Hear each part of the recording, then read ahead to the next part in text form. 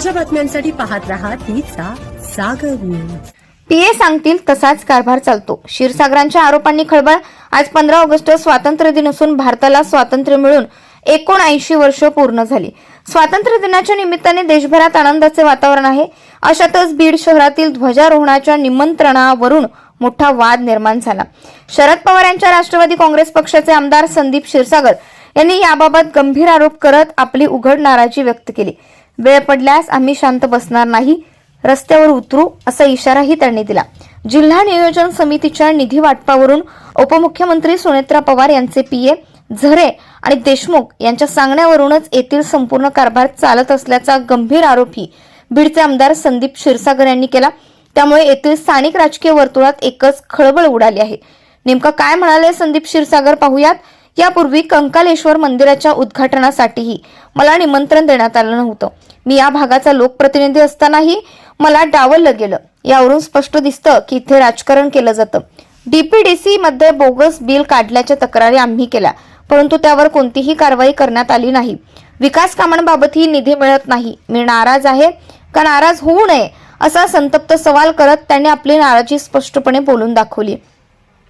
दादा आणि पंकजाताईंच्या काळातला कारभार पाहिला। सामाजिक कामं आम्ही त्यांच्याकडून घेऊन गेल्यानंतर ते मार्गी लावायचे, मात्र इथं कोणीही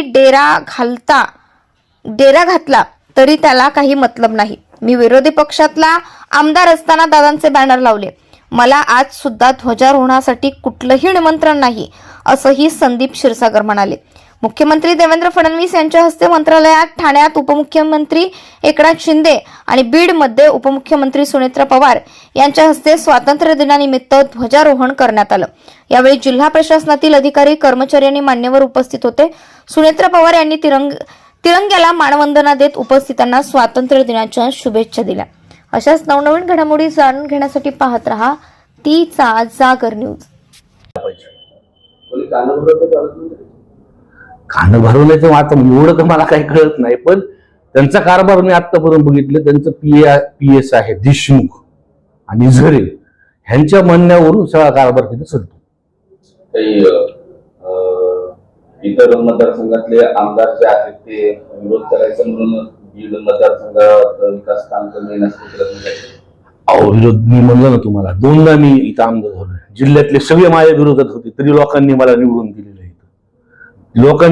आणि आम्ही आता ठरवलंय, विकास कामाला जर अडवणूक केली तर आम्ही रस्त्यावर उतरणार, आम्ही ह्या विषयी गप्प बसणार नाही। प्रचंड नाराज दिसतंय तुम्ही सुनेत्रा पवार। नाही, नाराजीच ना, का नाराज पाहू नये? लोकांच्या प्रश्नाला आम्हाला उत्तर द्यावं लागतं ना। आम्ही 20 दिवसाचं पाणी आम्ही सलीम महिने 10 दिवसावर आणलं होतं। तुम्ही चुकीच्या वेळेस शटडाऊन त्या डिझेलच्या कारभार लोकांनी केला आणि 10 दिवसाचं परत 20 दिवसावरती पाणी आणलं। गुत्तेदारा पोचण्यापेक्षा कमीत कमी 1 दिवसाला तर पाणी येईल ना, ते पैसे जर वर्ग केले तर। मी तुमची नाराजी भेटून उघड करणार आहे सुनेत्रा पवारांकडे। मी त्यांना खूपदा भेटून आलेलो आहे आणि जेव्हा पण भेटलो सामाजिक प्रश्न आणि विकासाचे प्रश्न सुद्धा ह्याच्या पुढे सुद्धा भेटणार। ते पालकमंत्री आहेत, पण त्यांनी सुद्धा समजून घेतलं पाहिजे आणि पीएच्या म्हणण्यावरून कारभार नाही हाकला पाहिजे।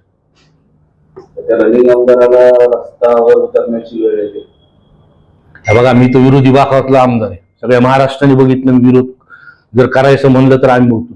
आणि विकास कामासंदर्भातलं विरोधी बाकावर जरी असलं, आता पाणी पुरवठ्याची योजना आहे, मुख्यमंत्री साहेबांनी, देवेंद्र फडणवीस साहेबांनी ती मंजूर केलेली। हे अधिवेशनात बोलणारा मी माणूस आहे, म्हणजे प्रत्येक ठिकाणी आम्ही राजकारण करत नाही। त्यांनी ती मोठी योजना, ती 25 MLT ची योजना तिथं आणली, ती योजना तयार आहे, फक्त वीज बिल जोडायचं राहिले। तुम्हाला आमंत्रण का देत नाही? पूर्णपणे राजकारण ह्याच्यामध्ये चालू आहे। राजकारण शिवाय हे नाही। पण का एकदा आता दादा पालकमंत्री होते, दादांच्या वेळेसचा कारभार आम्ही बघितलाय।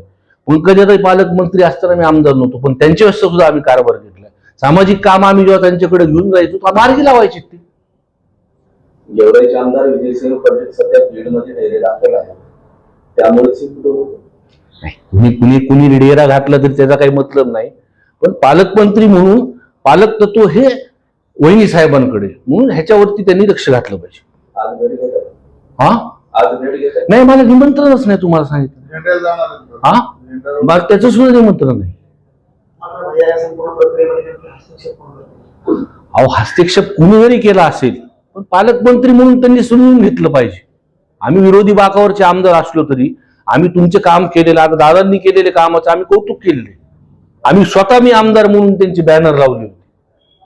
आम्ही तुमचंही करू ना, पण तुम्ही आमच्याकडे सुद्धा मतदारसंघाची जी भावना आहे, लोकांची जी भावना आहे, त्याकडे लक्ष दिलं पाहिजे आपण. ताज्या बातम्यांसाठी पाहत रहा तिचा सागर न्यूज.